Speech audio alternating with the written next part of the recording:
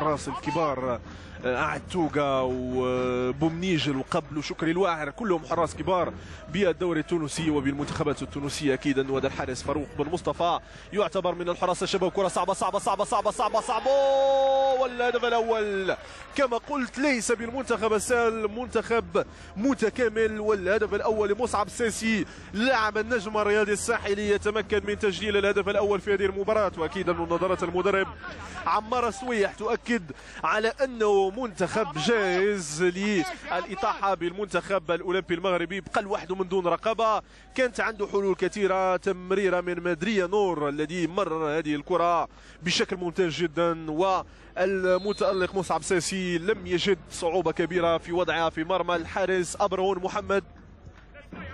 كيف ما قلت هذه مباراه وديه، ماشي كيف ما المباريات الوديه اللي شفناها في الدوري مصر الدولي.